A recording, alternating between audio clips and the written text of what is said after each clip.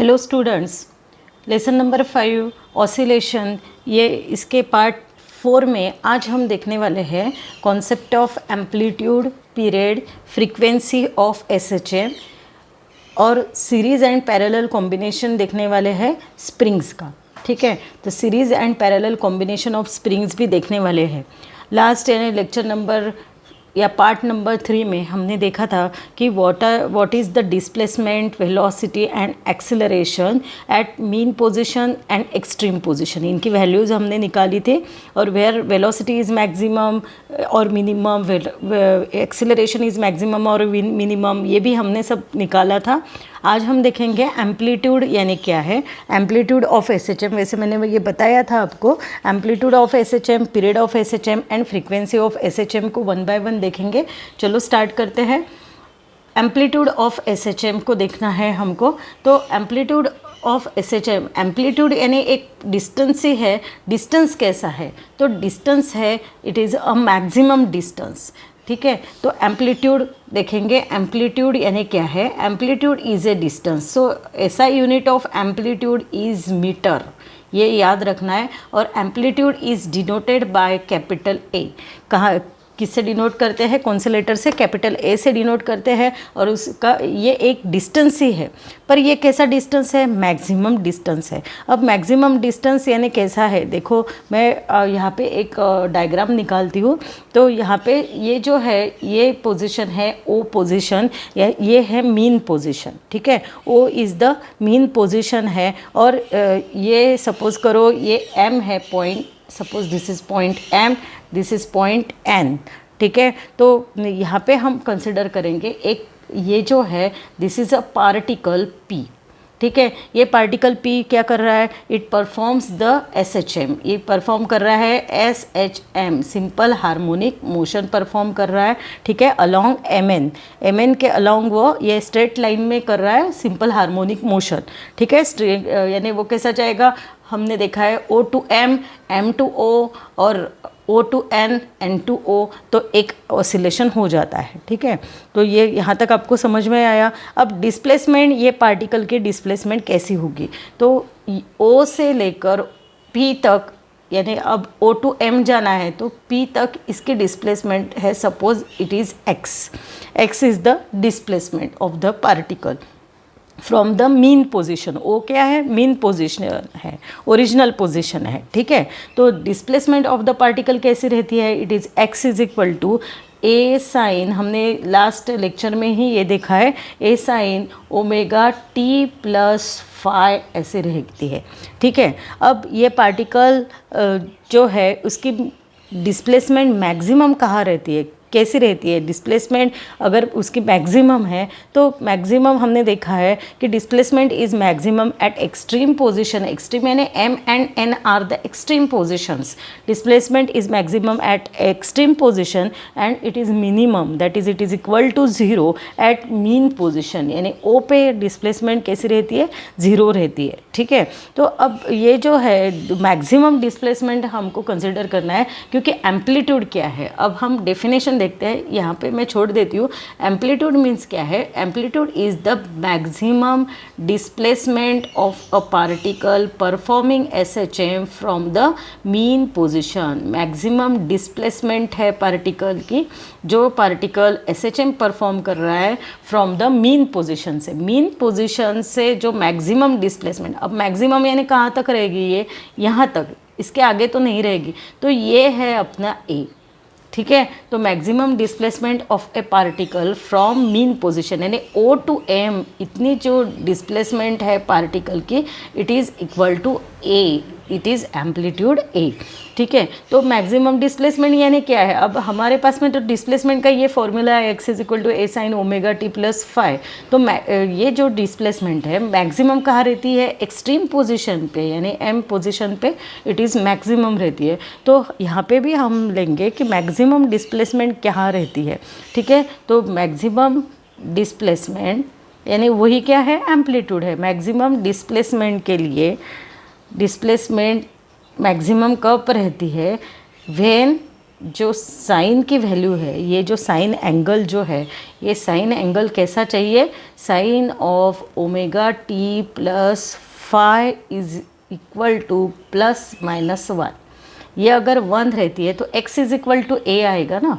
अगर ये साइन की वैल्यू 1 हो जाएगी तो x इज इक्वल टू क्या आता है, 1 आता है। तो साइन की वैल्यू 1 कब हो जाती है, साइन की वैल्यू 1 हमने देखा है लास्ट हमारे लेक्चर में ही देखा है कि अगर हम डिस्प्लेसमेंट को फाइंड करते हैं तो जो साइन की वैल्यू है वो 1 का कौन से एंगल के लिए रहती है, तो 1 एंगल के कौन से एंगल के लिए रहती है, यानी ओमेगा टी प्लस फाई, ये जो है एंगल, अगर ये π/2 अगर रहता है या और इट इज़ 3π/2, π/2 या 3π/2 के लिए, π/2 यानी 90 डिग्री, ठीक है।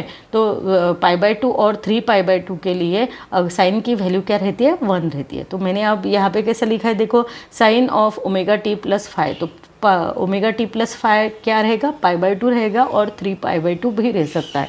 तो इसकी वैल्यू क्या आ जाती है, प्लस माइनस 1, ठीक है। तो मैक्सिमम डिस्प्लेसमेंट कब रहती है, जब sine omega t plus phi is equal to plus minus 1। इसको भूलना नहीं है, ठीक है। कैसे आया, समझ में आया। तो अब ये अगर प्लस माइनस 1 आता है तो अब इसको सब्सटीट्यूट करेंगे इसमें। अगर प्लस माइनस 1 आता है तो x की वैल्यू क्या आ जाती है, x is equal to plus minus a। ये सब हमने डिस्प्लेसमेंट में ये कंसेप्ट देखे हैं, ठीक है। तो ये जो a है, ये a ही, ये जो डिस्टेंस है displacement x is equal to a कब, a जब होता है तो इसको ही क्या बोलते हैं, this is known as amplitude of SHM। इसको ही क्या बोलते हैं, एम्पलीट्यूड ऑफ SHM। तो समझ में आया एम्पलीट्यूड ऑफ SHM क्या है, तो इट इज़ द मैक्सिमम, देखो मैंने यहाँ पे लिखा हुआ है डेफिनेशन में, द मैक्सिमम डिस्प्लेसमेंट, ये बहुत इंपॉर्टेंट है, सिर्फ डिस्प्लेसमेंट नहीं लिखना है, maximum displacement of a particle performing SHM from its mean position. कौन से पोजिशन से, mean position is called the amplitude of SHM, ठीक है। यहाँ पे वही डायग्राम है जो मैंने बताई है कि O is the mean position, MN पे वो पार्टिकल जो P is the particle which perform SHM along the straight line MN straight line पे वो SHM परफॉर्म कर रहा है, ठीक है। अब यहाँ पे वही दिया है जो मैंने अभी आपको बताया, displacement is given by x is equal to a sine omega t plus phi, और the particle will have its maximum displacement कब रहती है, जब साइन की वैल्यू प्लस माइनस 1 रहती है, प्लस माइनस है यहाँ पे, प्लस माइनस 1 रहती है, तो that is when x is equal to plus minus a रहेगी, ठीक है। a प्लस माइनस a रहेगी, यानी एक्सट्रीम पोजिशन पे ही ये रहेगा, ठीक है। तो this distance a is called amplitude of SHM, उसको ही क्या बोलते हैं, एम्पलीट्यूड ऑफ SHM, ठीक है। यहाँ पे एम्पलीट्यूड समझ में आया, यहाँ एम्पलीट्यूड का कॉन्सेप्ट, ठीक है। तो अब हम देखते हैं कि what is the period of SHM, ठीक है। पीरियड ऑफ SHM को देखते हैं। पीरियड ऑफ SHM, अब हमने पीरियड की तो डेफिनेशन हर बार रोटेशनल डायनेमिक्स में भी देखी है, तो वैसी डेफिनेशन है, the time taken by the particle performing SHM। सिर्फ यहाँ पे क्या लगाना है, पीरियड ऑफ SHM पूछा तो क्या लिखना है आपको, SHM लिखना है उसमें, the time taken by the particle performing SHM to complete one oscillation, एक ऑसिलेशन के लिए। रोटेशनल डायनेमिक्स में हम बोलते थे time taken by the particle performing rotational motion to complete one, क्या है, 1 रोटेशन बोलते थे। अब वही डेफिनेशन है पर इसमें SHM लगाना है और ऑसिलेशन लिखना ज़रूरी है। 1 SHM के लिए, 1 ऑसिलेशन के लिए उसको जितना टाइम लगेगा उसको क्या बोलते हैं, पीरियड ऑफ SHM। तो क्या बोलेंगे, the time taken by the particle performing SHM to complete 1 oscillation, एक ऑसिलेशन के लिए जितना उसको टाइम लगता है उसको क्या बोलते हैं, it is known as period of SHM, ठीक है। पीरियड ऑफ SHM समझ में आया, the time taken by the particle performing SHM to complete 1 oscillation is called period of SHM, ठीक है। अब पीरियड ऑफ SHM, पीरियड की वैल्यू हम निकालेंगे यहाँ पे। पीरियड ऑफ SHM आपको ऐसा निकाल के बताती हूँ, नहीं तो यानी आपको 1 बाय 1 स्टेप समझ में आएंगे। अब हम डिस्प्लेसमेंट से स्टार्ट करते हैं। वी नो दैट डिस्प्लेसमेंट की वैल्यू क्या रहती है, x is equal to a sine, it is omega t plus phi रहती है डिस्प्लेसमेंट की वैल्यू, ठीक है। तो अगर हम टाइम को चेंज कर देते हैं, ये जो t है इसको चेंज करेंगे, तो सपोज़ t की वैल्यू ये हम करते हैं अगर, तो देखेंगे अगर ये जो है ये पहला t है स्टार्टिंग का, ठीक है। अब हम कुछ टाइम बाद उसको करते हैं चेंज, तो suppose time becomes t is equal to 2 pi upon omega, यानी टाइम t न रहते हुए अब t प्लस उसमें 2 पाई अपॉन ओमेगा ऐड हो गया है, तो डिस्प्लेसमेंट क्या हो जाएगी, तो डिस्प्लेसमेंट देखो क्या होती है, x is equal to a sine omega. अब t की जगह क्या लिखना है, इट इज़ t प्लस, इसको मैं स्क्वायर ब्रैकेट बनाती हूँ, t plus 2 pi upon omega करती हूँ इसको, ओमेगा प्लस फाई, ऐसा आ जाएगा ये, ठीक है। तो अब इसको सॉल्व करते हैं हम, देखो a sine omega t plus omega से मल्टीप्लाई कर रही हूँ अंदर के टर्म को, तो ओमेगा और 2 पाई अपॉन ओमेगा, यानी ओमेगा ओमेगा कैंसिल हो जाएगा, it is 2 pi plus phi, ऐसा मिल जाता है आपको, ठीक है। तो इसकी वैल्यू क्या आ जाती है, अपने को मालूम है, we know that sine of pi plus theta, sine of pi plus theta is equal to sine theta, ऐसा रहता है, ठीक है। तो यहाँ पे भी वैसे ही है, देखो अब मैं इसको ऐसा चेंज करके दिखाऊँ कि आपको, साइन ऑफ 2 पाई पहले लिखती हूँ plus omega t plus phi बाद में लिखती हूँ, ठीक है। 2 की तरफ ध्यान मत दो, पाई, ये पाई या 2 पाई दोनों भी चलता है, पाई प्लस थीटा है ये, सपोज़ ये थीटा है, ये है थीटा, तो वी गेट, ये फॉर्मूला अगर हम यूज़ करते हैं, ये फॉर्मूला यूज़ करते हैं, तो we get a sine omega t plus phi, ठीक है। क्या मिलता है, a x is equal to a sine omega t plus phi. कैसे आया, समझ में आया। तो again we get the same x, देखो दोनों वही अपने को ऊपर वाला इक्वेशन मिल गया है, ठीक है। X is equal to a sine omega t plus phi, यानी आफ्टर टाइम t के बाद में t plus 2 pi upon omega time के बाद में भी, यानी 2 पाई ओमेगा टाइम के बाद में भी पार्टिकल वही डिस्प्लेसमेंट वही मिल रहा है, that means the particle complete one oscillation in time 2 pi upon omega, ठीक है। यानी उसका मतलब क्या है कि टाइम अब पहले t था तो भी डिस्प्लेसमेंट यही है, ठीक है। अब time t plus 2 pi upon omega, यानी और टाइम बढ़ा दिया है, ठीक है।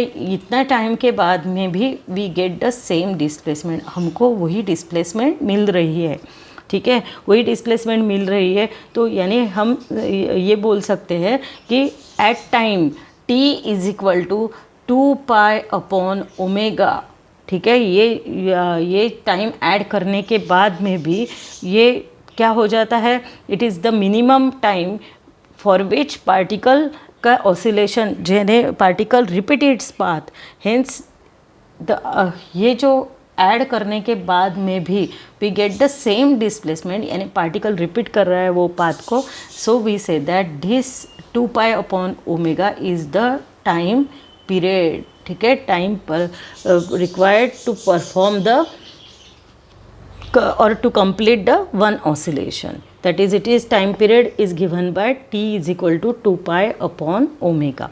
यहाँ तक आपको समझ में आया, यही हमने यहाँ पे लिखा है, देखो डिस्प्लेसमेंट दिया है x is equal to a sine omega t plus phi, अब टाइम को चेंज किया है, time t is equal to, t की जगह हम लिखेंगे t plus 2 pi upon omega, उसको सब्सटीट्यूट किया है, फिर ओमेगा से ये टर्म को ओपन किया है, फिर we get this point, then we use the formula sin of pi plus theta is equal to sin theta। ये फॉर्मूला हम यहाँ पे यूज़ करेंगे।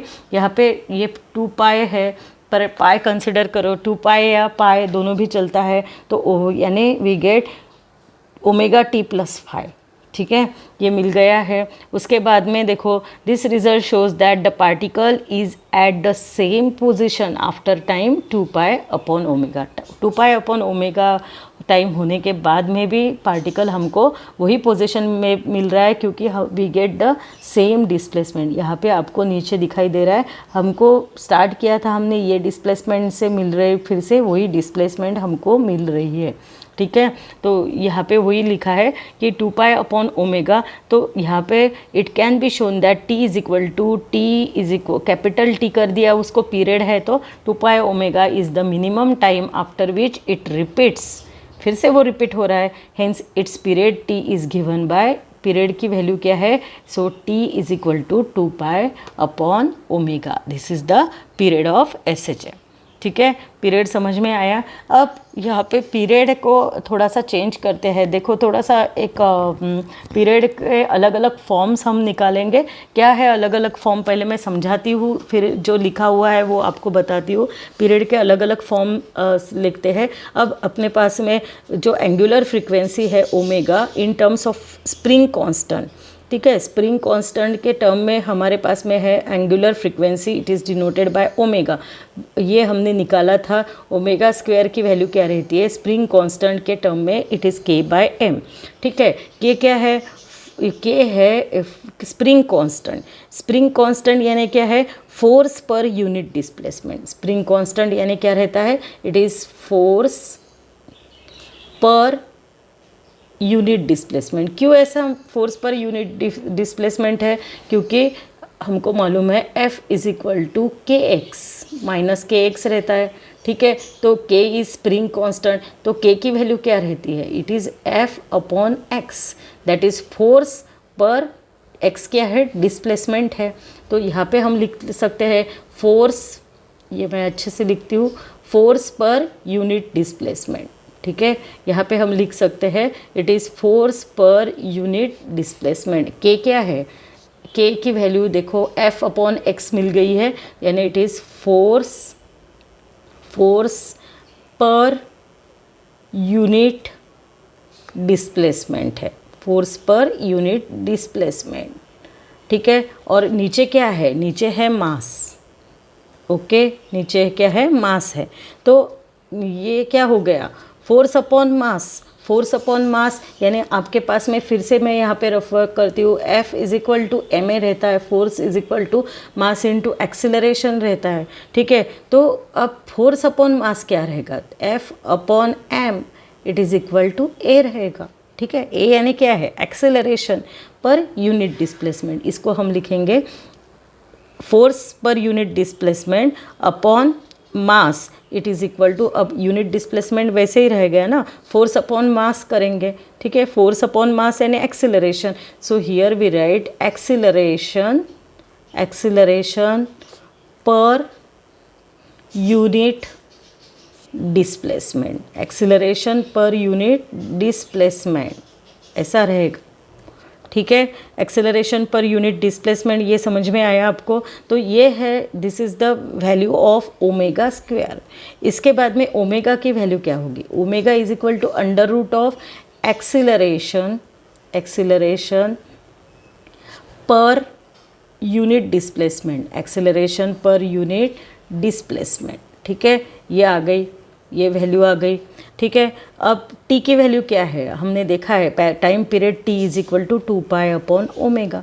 तो ओमेगा की वैल्यू सब्सटीट्यूट करो, इसमें क्या आएगा 2 pi upon under root of acceleration per unit displacement, acceleration per unit displacement, यानी t क्या दूसरा फॉर्म आ गया है। फर्स्ट फॉर्म क्या है, t is equal to 2 pi upon omega. Second form क्या है, t is equal to 2 pi upon under root of acceleration per unit displacement. ठीक है, और थर्ड फॉर्म कैसा आएगा, अब ओमेगा की वैल्यू देखो क्या आएगा, ये यहाँ तक आपको समझ में आया होगा। अब ये जो रफ वर्क है पहले हम देख लेते हैं क्या लिखा है यहाँ पे, omega square is equal to K/m। Force per unit displacement कैसा आया मैंने बताया है, क्योंकि F is equal to minus KX रहता है, तो K की वैल्यू क्या रहती है, फोर्स अपॉन डिस्प्लेसमेंट, तो इसलिए K को क्या बोलेंगे, force per unit displacement upon मास। ठीक है, ये मास है। अब एक्सेलरेशन यानी कि ये क्या बन गया, फोर्स अपॉन मास, क्योंकि force is equal to ma रहता है, तो जो ए की वैल्यू क्या रहेगी, एफ अपॉन एम रहेगी, यानी फोर्स अपॉन मास क्या हो गया, एक्सेलरेशन पर यूनिट डिस्प्लेसमेंट। तो टी की वैल्यू 2 पाई अपॉन ओमेगा है, तो ओमेगा की वैल्यू हमको मिल गई है। देखो ओमेगा इज ओमेगा की, ये ओमेगा स्क्वायर की वैल्यू है, यहाँ पे ओमेगा की वैल्यू क्या आ जाएगी, क्योंकि टी इज इक्वल टू क्या है, टी इज इक्वल टू है 2 पाई अपॉन ओमेगा है। तो ओमेगा की वैल्यू क्या लिखेंगे, under root of acceleration per unit displacement. अब ये वैल्यू कैसे आई, ये एक अनदर फॉर्म है, T is equal to 2 pi under root M upon K, क्योंकि यहाँ पे ऊपर देखिए ओमेगा स्क्वायर की वैल्यू क्या है, omega square is equal to K by M रहता है, तो ओमेगा की वैल्यू क्या आएगी, it is under root of K by M. तो t is equal to 2 pi upon omega, देखो मैं यहाँ पे लिख के आपको बताती हूँ, t is equal to 2 pi upon omega रहता है। ओमेगा की वैल्यू क्या है, ओमेगा स्क्वायर की वैल्यू पहले लिखेंगे, it is K by M, ठीक है। तो ओमेगा की वैल्यू क्या आ जाएगी, it is under root of K by M. तो t की वैल्यू क्या आ जाएगी, t is equal to 2 pi, अब नीचे लिखेंगे under root of K by M, तो we get t is equal to 2 pi under root of M by K, ठीक है। ये समझ में आया, ये आप आपके बुक में ये बीच वाली स्टेप्स उतार लो, यानी आपको डिफ़िकल्ट नहीं जाएगा पढ़ाई करते समय, ठीक है।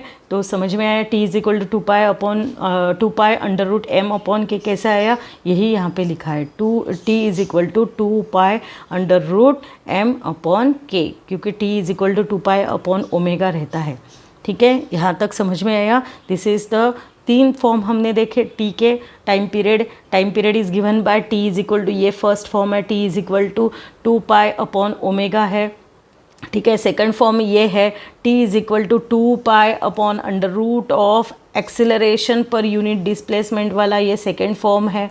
थर्ड फॉर्म क्या है, ये है T is equal to 2 pi under root of M upon K, ठीक है। समझ में आया यहाँ तक। अब हमने टाइम पीरियड भी देख लिया। What is the SI unit of period, it is second, ये याद रखना है, ठीक है। तो नेक्स्ट देखेंगे अब कि what is the frequency of SHM. We know that कि frequency is the reciprocal of time period, ठीक है। Frequency is denoted by small n से दिखाते हैं। तो जो जितने नंबर ऑफ ऑसिलेशंस है परफॉर्म हो जाते हैं एक यूनिट टाइम में, एक टाइम में, एक सेकंड में जितने ऑसिलेशंस हो जाते हैं एक सेकंड में, ठीक है, it is known as frequency of SHM. तो यहाँ पे डेफिनेशन देखो क्या है, the number of oscillations perform by particle performing SHM per unit time, ठीक है, पर यूनिट टाइम। एक सेकंड में कितने नंबर ऑफ ऑसिलेशंस होते हैं उसको क्या बोलेंगे, it is known as frequency of SHM. Definition एक बार फिर से बोलती हूँ, the number of oscillations perform by a particle performing SHM per unit time is called the frequency of SHM. और फ्रीक्वेंसी आपको मालूम है कि सपोज यहाँ पे दिया है, देखो मैं पढ़ के ही बताती हूँ, अभी बहुत ईजी है, क्योंकि in time T the particle perform 1 oscillation. Time period अगर टी है उसमें पार्टिकल परफॉर्म कर रहा है 1 ऑसिलेशन, ठीक है, 1 ऑसिलेशन कर रहा है, तो hence it in unit time it performs 1 upon T oscillations, ठीक है, 1 अपॉन टी ऑसिलेशंस परफॉर्म करेगा। तो फ्रीक्वेंसी क्या आ जाती है, N is equal to 1 upon T, it is equal to, अब टी का फॉर्मूला क्या है, T is equal to 2 pi upon omega रहता है, तो 1 अपॉन टी क्या हो जाएगा, it is omega upon 2 pi हो जाएगा, ठीक है। ओमेगा अपॉन 2 पाई है, तो अब इसको चेंज करेंगे हम। ओमेगा की वैल्यू क्या है, ओमेगा की वैल्यू रहती है, देखो ओमेगा स्क्वायर की वैल्यू हमने देखा है, omega square is K by M, omega is equal to under root of K by M. तो यहाँ पे क्या करेंगे, सिर्फ ये जो वैल्यू मिली है ओमेगा अपॉन 2 पाई मिली है फ्रीक्वेंसी की, n is equal to omega upon 2 pi, तो यहाँ पे 1 अपॉन 2 पाई को सेपरेट करेंगे और ओमेगा की वैल्यू लिखेंगे, it is under root of K by M, वही यहाँ पे लिखा हुआ है।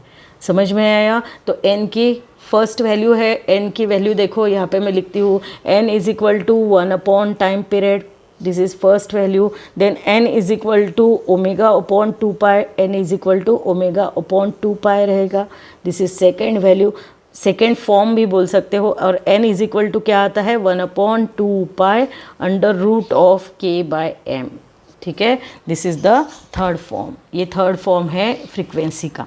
तो समझ में आया ये, तो यहाँ पे आपको वही दिखाई दे रहा है, ठीक है, समझ में आया। फिर तो फ्रीक्वेंसी यानी क्या है, number of oscillations perform by particle performing SHM per unit time is called the frequency of SHM. तो यहाँ पे 3 हमने आज बहुत ही इंपॉर्टेंट आ सकते हैं डिफाइन करके, डिफाइन फ्रीक्वेंसी ऑफ एसएचएम। और ये जो फॉर्मूले है तो ये आपको न्यूमेरिकल्स में सॉल्व करने के टाइम आपको बहुत काम में आएंगे, अलग अलग फॉर्म्स उसका, तो इसलिए उसको भी करने हैं आपको, ठीक है। तो नेक्स्ट अब हम कंसेप्ट की तरफ जाते हैं। नेक्स्ट हमको देखना है कॉम्बिनेशन ऑफ स्प्रिंग्स। अब स्प्रिंग्स लेते हैं हैविंग स्प्रिंग कांस्टेंट के।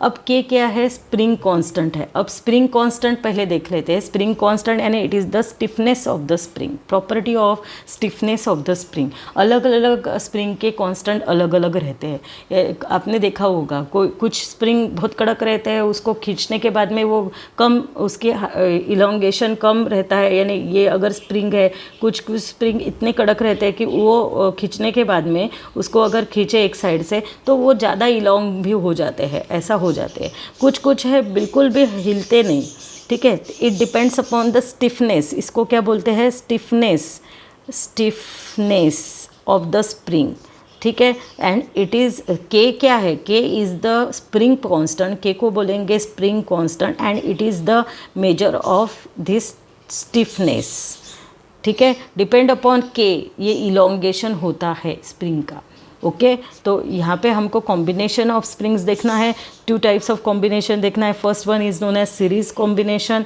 And second one is known as parallel combination. यानी 2 स्प्रिंग लेकर हमको पहले सीरीज कॉम्बिनेशन में जोड़ना है और फिर पैरेलल कॉम्बिनेशन में जोड़ना है। कैसे जोड़ते हैं, 1 बाय 1 देखते हैं। देखो फर्स्ट देखते हैं अब सीरीज कॉम्बिनेशन। यहाँ पे आपको डायग्राम में दिख रहा है सीरीज कॉम्बिनेशन, यानी एक स्प्रिंग होने के बाद में दूसरा स्प्रिंग उसको ज्वाइन किया है, ठीक है। तो एक को लगाया रिजिड सपोर्ट, एक एंड फर्स्ट स्प्रिंग का एंड है लगाया है रिजिड सपोर्ट को, उसके बाद में जो यहाँ पे ये स्प्रिंग ख़त्म हो रहा है वहाँ पे उसको दूसरा स्प्रिंग लगाया हुआ है, ठीक है। और इसका जो एंड है उसको क्या लगाया हुआ है, ब्लॉक लगाया है, wooden block of mass m, ठीक है। K1 K2 क्या है, K1 K2 are known as the spring constants. Spring constants है, मैंने अभी बताया, it is the measure of the stiffness of the spring, okay. तो K1 फर्स्ट स्प्रिंग का स्प्रिंग कांस्टेंट है K1 और सेकंड का है K2। और कैसा सीरीज कॉम्बिनेशन है आपको दिखाई दे रहा है, ये है हॉरिजॉन्टल सीरीज कॉम्बिनेशन, और उसको ही वर्टिकली आपको दिखाई दे रहा है। यहाँ पे ये रिजिड सपोर्ट है, उसको फर्स्ट स्प्रिंग लगाइए,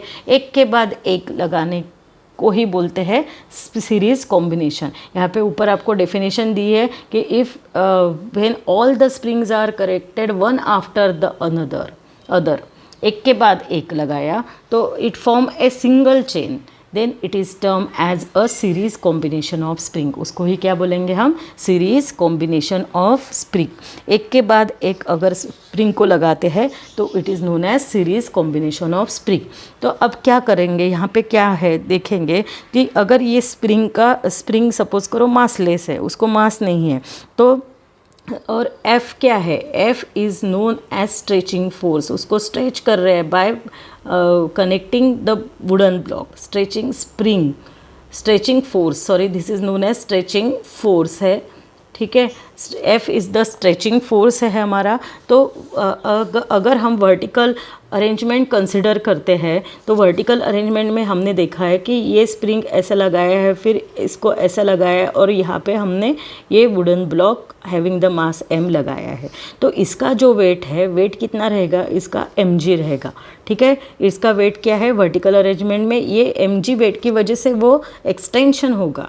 तो सपोज कीजिए E1 is the first extension and E2 are the E1 and E2, ऐसे हम इसको एक्सटेंशंस बोलेंगे। इसको क्या बोलेंगे, एक्सटेंशन, यानी खींचने के बाद में उसकी जो लेंथ बढ़ रही है उसको क्या बोलते हैं, एक्सटेंशंस, ओके, एक्सटेंशंस बोलते हैं। तो ये फोर्स कैसा रहेगा, ये फोर्स रहेगा इन टर्म्स ऑफ एक्सटेंशन। ये आपको फॉर्मूला है कि स्प्रिंग कांस्टेंट, अब फर्स्ट जो है इसका स्प्रिंग कांस्टेंट है K1, सेकंड का है K2, ओके। और ये जो फर्स्ट स्प्रिंग का एक्सटेंशन है सपोज E1, इसका एक्सटेंशन है E1 और इसका एक्सटेंशन है E2। तो फोर्स कैसा रहेगा, दोनों की वजह से फोर्स लगने वाला है, तो force suppose it is F and it is equal to K1E1 and it is equal to K2E2, यानी दोनों का फोर्स कैसा लगेगा, K1E1 is equal to K2E2। तो E1 की वैल्यू कैसी रहेगी, E1 इज इक्वल टू, इसके ऊपर से ही देखेंगे F अपॉन K1 और E2 is equal to F upon K2 रहेगी। ठीक है, तो टोटल एक्सटेंशन कैसा रहेगा, टोटल दोनों की वजह से जो एक्सटेंशन हो रहा है, एक्सटेंशन कैसा रहेगा, it is E is equal to E1 plus E2 रहेगा, यानी हम यहाँ पे लिखेंगे F अपॉन K1, E1 की वैल्यू लिखेंगे प्लस F अपॉन K2 रहेगा। ठीक है, तो F को कॉमन निकालते हैं, it is F into bracket 1 upon K1 plus 1 upon K2 रहेगा। Okay, 1 upon K1 plus 1 upon K2। यहाँ तक आपको समझ में आया कि क्या क्या क्या करना है हमको। तो यहाँ पे हमने कंसिडर किया है F स्ट्रेचिंग फोर्स है, पूरा टोटल फोर्स F है, F is equal to mg, weight की वजह से नीचे क्या लगाया है हमने, ब्लॉक लगाया है। ठीक है, E1 and E2 are the extensions. First spring का एक्सटेंशन है E1, सेकंड एक्सटेंशन है जितना खींचने के बाद में कितना वो खींचा जाता है। ठीक है, तो एक्सटेंशन है E1 और सेकंड स्प्रिंग का एक्सटेंशन है E2। तो ये फोर्स की वैल्यू कैसी रहती है, force is equal to K1E1 और force is equal to K2E2।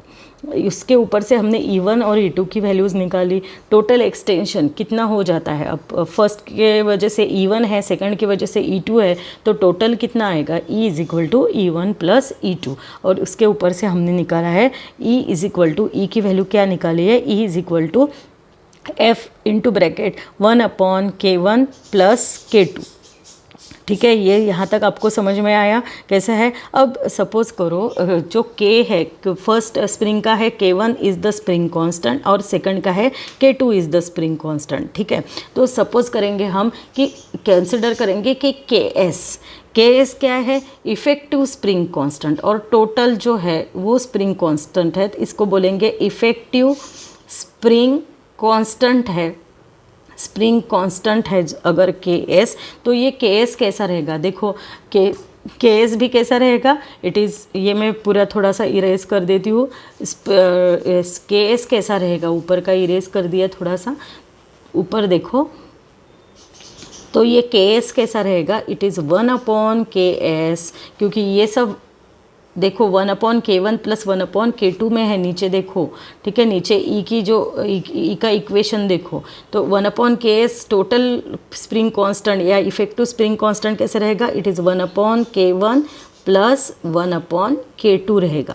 ठीक है, और अगर हमने दो स्प्रिंग कंसिडर कर रहे हैं और कहाँ पे लगाए, वो कैसे लगाए, सीरीज़ कॉम्बिनेशन में लगाए, तो ये Ks की वैल्यू कैसे होगी। अब इसको अगर हम सॉल्व करते हैं, इट इज़ इक्वल टू, पहले इसको सॉल्व कर लेते हैं, it is equal to K1 K2 और ऊपर क्या आ जाता है, K1 प्लस K2।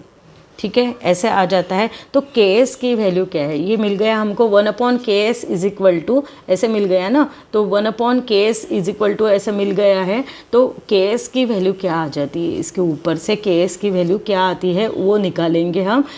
तो देखो Ks हैविंग द वैल्यू, अब ये प्रोडक्ट वाला टर्म ऊपर जाएगा, K1 K2 upon K1 plus K2। ठीक है, this is effective spring constant Ks।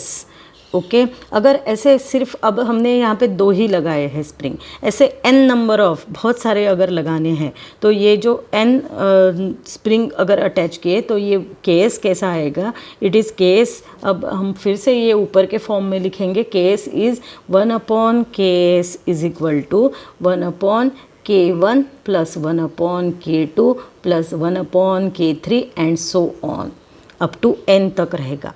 ठीक है, तो सब की अलग अलग इसके सम है, तो इसके लिए हम कॉमन एक टर्म यूज़ करते हैं। सम को अगर कॉमनली दिखाना है तो we use here summation sign, summation sign हम यूज़ करते हैं। वो समेशन साइन कैसे यूज़ करते हैं, देखो अब यहाँ पे हम समेशन ले रहे हैं, यानी प्लस है सब में, तो इट इज़ समेशन ऑफ, कैसा लेंगे, I। ठीक है, और 1 अपॉन KI। अब आई की वैल्यू अगर 1 डाले तो 1/k1 हो जाएगी, समेशन की साइन है यानी प्लस हो जाएगा। आई की वैल्यू 2 डालेंगे तो 1/k2 हो जाएगी। ये मैथमेटिकल एक्सप्रेस किया है हमने 1/ks को। 1/ks की वैल्यू क्या मिल जाती है, 1/ks is equal to summation of I upon 1 upon, ये 1 है, 1/ki, ठीक है, ये मिल जाता है। और सपोज एन स्प्रिंग हम यूज़ कर रहे हैं, तो एन स्प्रिंग यूज़ कर रहे हैं तो क्या आ जाएगा, यहाँ पे ऊपर देखो, यहाँ पे ऊपर ये है, यहाँ पे प्रोडक्ट है और नीचे है सम है, प्रोडक्ट अपॉन सम है यहाँ पे।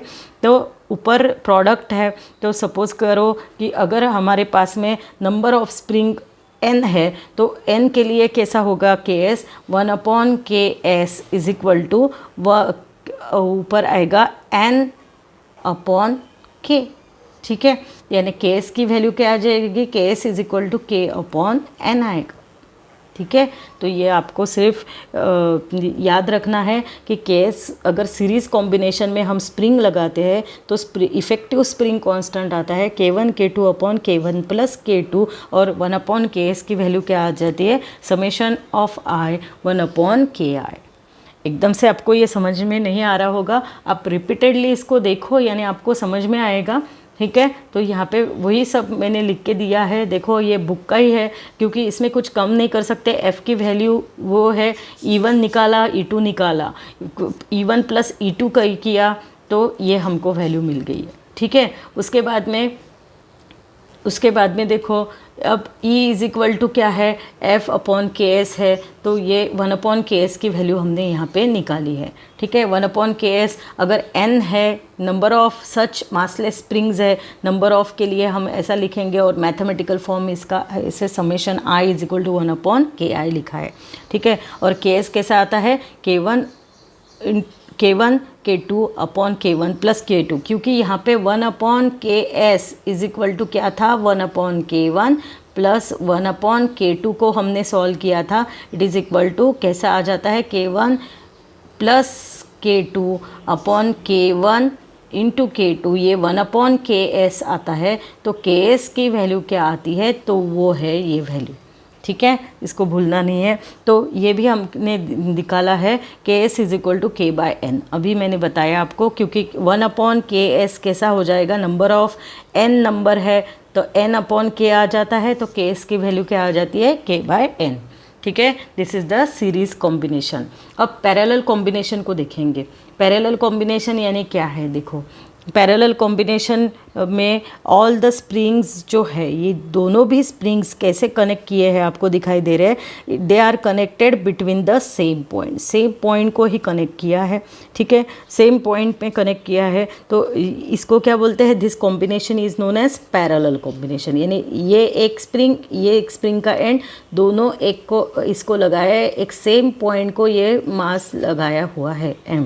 तो this combination is known as parallel combination. और पैरेलल कॉम्बिनेशन में अगर वर्टिकल अरेंजमेंट देखते हैं तो कैसे किया आपने, देखो ये जो अब यहाँ पे ये फर्स्ट डायग्राम में आपको दिखाई दे रहा है कि m कैसा लगा है, ये एंड को भी है और ये एंड को भी है।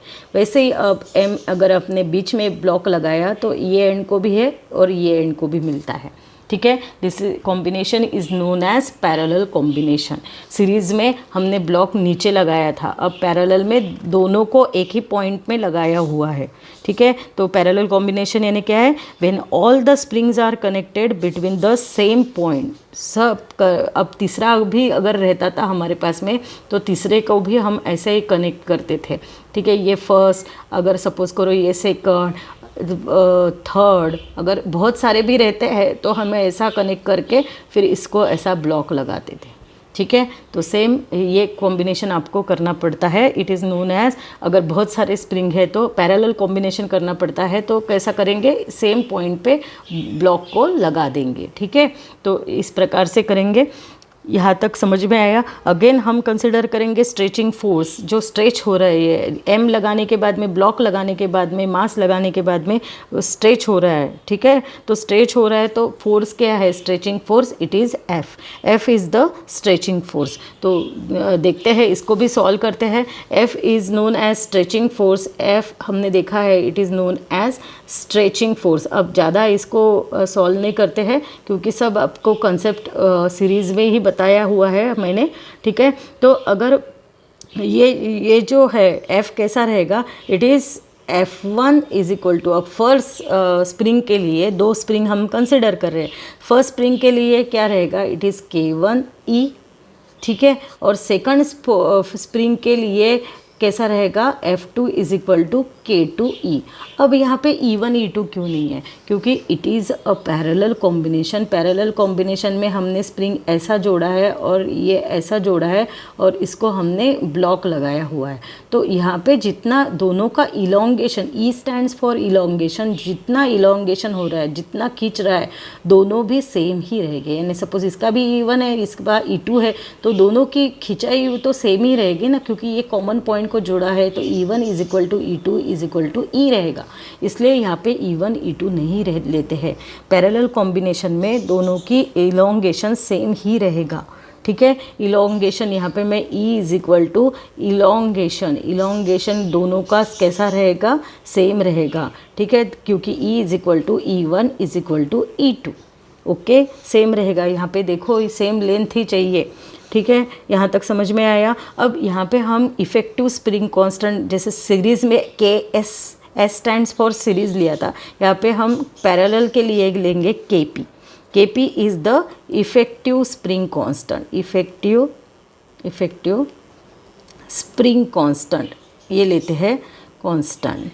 तो फर्स्ट के लिए कैसा होगा इफेक्टिव स्प्रिंग कांस्टेंट, तो ये लिखेंगे F।